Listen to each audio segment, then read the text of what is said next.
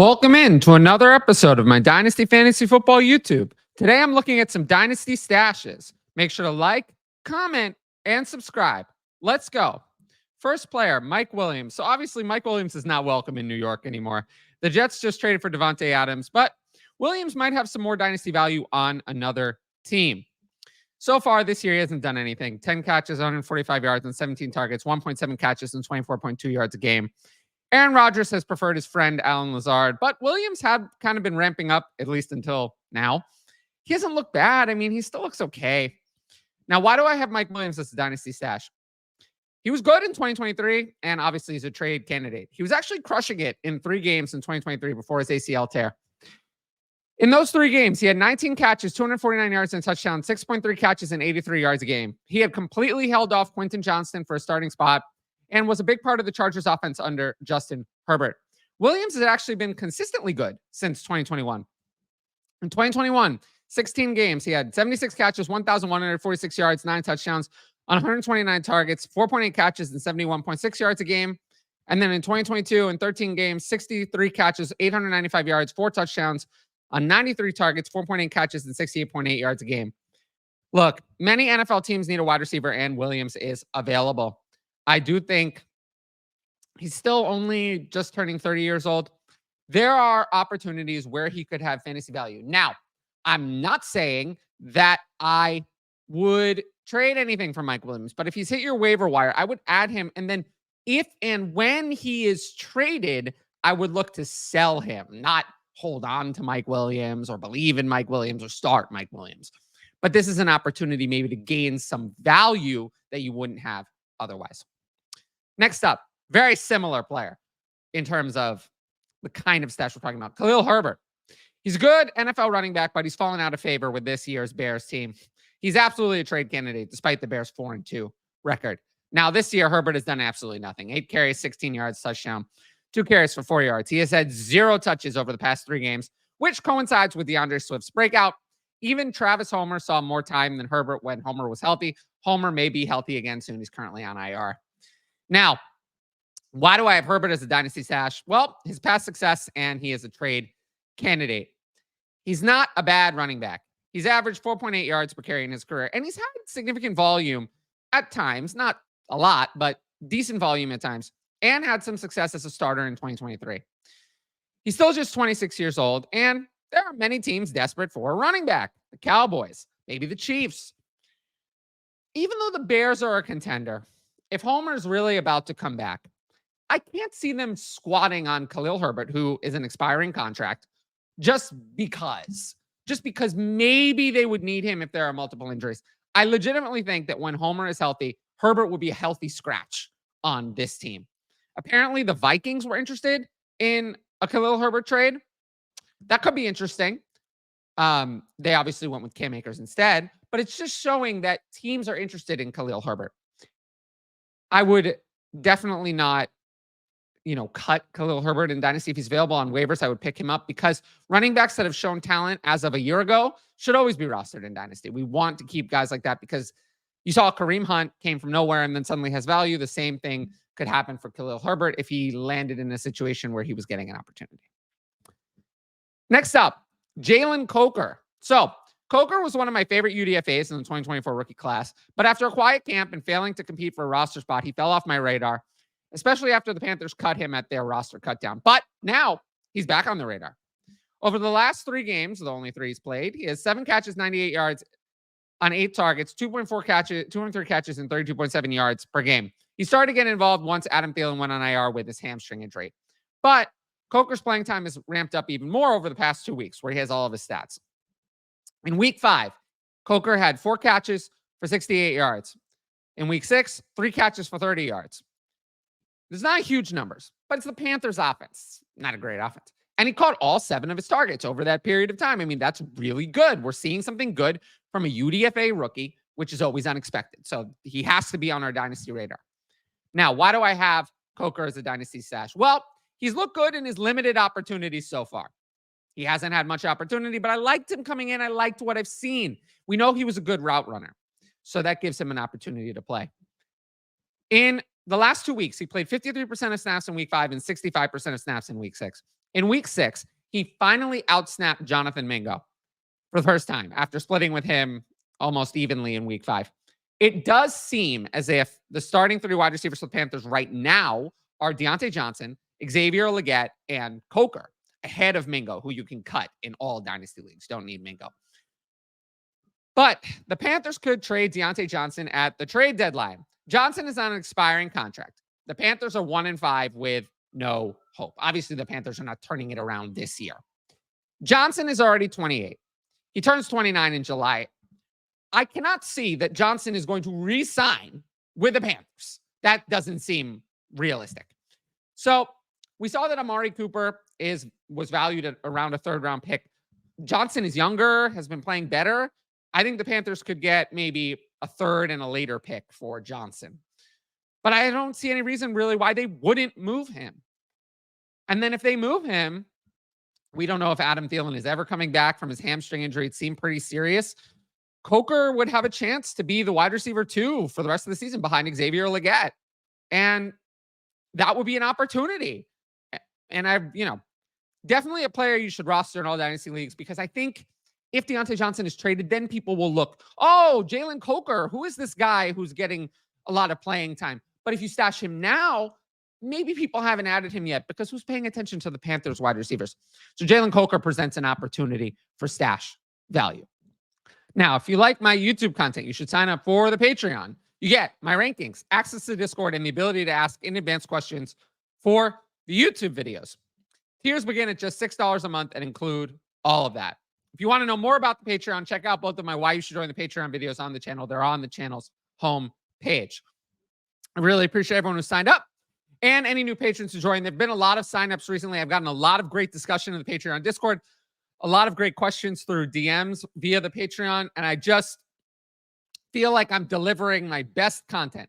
I do these YouTube videos, but outside of the YouTube videos, all of my advice is for patrons only. I don't take questions on Twitter. I don't take questions in the YouTube comments. So I will do these YouTube videos. Those will continue. But I've really been able to focus on providing the best possible advice for the patrons now that I'm only providing advice for the patrons. So if you sign up, you will get my absolute best. So I really hope to see more of you on there. Patreon.com/fantasy advice. The link is in the top right corner. With that said, let's jump into our next player. Next up is Grant Calcaterra. He's one of the most bizarre players out there. He was a great college prospect, and then had to medically retire for concussions before coming back. This year so far, he's had 8 catches, 123 yards on 9 targets. That's actually pretty good. It's already the best year of his career in just 5 games. The Eagles have dealt with multiple injuries. A.J. Brown, Devonta Smith, and Dallas Goedert have all been injured. We know Dallas Goedert left early in week 6. And Calcaterra picked right up. 4 catches, 67 yards, and 4 targets, playing 92% of snaps after Goddard's early hamstring injury. Basically slid right into Goddard's role. Now, Calcaterra is not Goddard, but it doesn't seem like Goddard's coming back anytime soon from the hamstring injury. He's going to miss this week, could be multiple weeks. We know hamstring injuries are very fickle. Now, why do I have Calcaterra as a dynasty stash? Well, he was once a strong prospect, and tight ends break out late. It's forever ago, but Calcaterra was once a high-end college tight end at Oklahoma. In 2018, I know, forever ago. 26 catches for 396 yards and 6 touchdowns. That was his second college season. He turned 20 during that season. So he started that season at 19 years old as a tight end. This is really good production for a college tight end. But then in 2019, the concussions came around, forced him to step away for 2020. He then came back at 2021 at SMU. And again, he was really good. 38 catches for 465 yards and 4 touchdowns. He was still just 22, turning 23 during that season. Really solid numbers for college tight end. I think without the concussions, if he had just had a normal college career, Calcaterra probably would have been a 3rd-round pick. But he wasn't, so he fell in the draft. Now, he's still just 25 years old. Somehow, despite all of this career, still 25 years old. Doesn't turn 26 until December. Maybe this is his time to shine and earn a role on the Eagles or another team. We could see. But these are the types of players we want to stash in Dynasty, especially since the tight end landscape is such a wasteland. Last player, Keaton Mitchell. Now, Keaton Mitchell is someone I want to talk about because maybe he's getting closer to a return. He absolutely burst on the scene as a UDFA last year, but then he suffered that devastating knee injury and has never returned since then. He hasn't played this year. We haven't even heard too much about him coming back other than that John Harbaugh expects him to play at some point this season. We know Derrick Henry is dominated. And Justice Hill stepped into the RB2 role, earning a contract extension. So people have kind of forgotten about Keaton Mitchell. But we cannot forget his excellent 2023 performance and how young he is. In 2023, it was very limited work, but on 47 carries, he had 396 yards and 2 touchdowns, 8.4 yards a carry, 9 catches for 93 yards. Very Devon A-Chain-esque. He didn't get very involved until week 9 because he was injured before that. But once he did, he really blew up. He never had more than 9 carries a game, but he kept ripping off big runs. From week 10 to 15, Mitchell completely supplanted Hill. Hill was irrelevant during that period of time. Mitchell took that role. Hill had 13 carries and 2 receptions over those 5 games. He literally did not exist. So the Hill that you're seeing this year was not at all the Hill you saw last year. Hill was completely on the bench. Mitchell just turns 23 years old in January. His career is not over. He'll be younger at the start of the 2025 season than Blake Corum is now. So while I think this is a lost season, I'd love to see Mitchell come back and even do anything. Just flash, play a few games, whatever. Any running back who's shown Mitchell's kind of talent must be rostered in all Dynasty leagues, despite the injury. If anyone somehow cut him, if you're playing in a Dynasty league without IR spots, or if you get him as a throw-in on a trade, I would absolutely love to add someone with Mitchell's upside on my Dynasty team, even if it's more of a long-term upside, because I can't forget the talent that I saw last year, and I don't want you to forget it either. Now, like I said earlier, I take Patreon questions at the end of these YouTube videos, so I have a few of those today. We'll get into those now. Question 1, when evaluating if you're a contender, how much of a factor do the points against you factor in? So I look at my record, my points for, maybe all play record and potential points or max points for. Points against is kind of factored in with your record. Now, we're now through 6 weeks, so you should have a good idea of your team. If you're 0-6 or 1-5, it is what it is. I don't care if you have a lot of points. I'm probably giving up and pivoting to a rebuild. That's too big of a hole to climb out of. If you're 6-0 and 5-1, I'm considering that a contender, even if our points for isn't that great, because we've already won 5 or 6 games. We'll probably make the playoffs. So at that point, I want to take a shot at it. If you're in the middle, that's when we look at, how lucky we've been, our points for, to kind of decide what kind of contender we are. But that's kind of my answer to that question.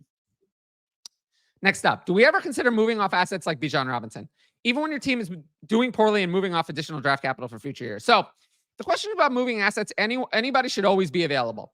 The types of players that I usually don't trade are high-end quarterbacks, high-end young quarterbacks, and those types of wide receivers like Marvin Harrison Jr., Malik Neighbors, Jamar Chase, players like that.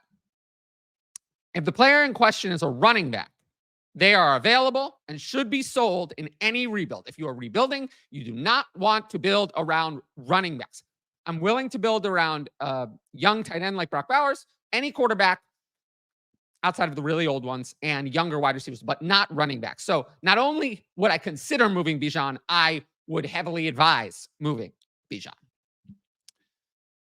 Can Bo Nix be a franchise quarterback? What do you need to see from him in the second half of the season? Well, if you're asking if Bo Nix is the 2025 starter for the Broncos, the answer is 100% yes. Sean Payton has committed to Bo Nix. He's all in. So Nix is going to get the rest of this year and all of next year as the unquestioned Broncos starter. That's not going to change. But Nix hasn't looked all that great. Don't be fooled by the fantasy numbers. Bo Nix has been bad.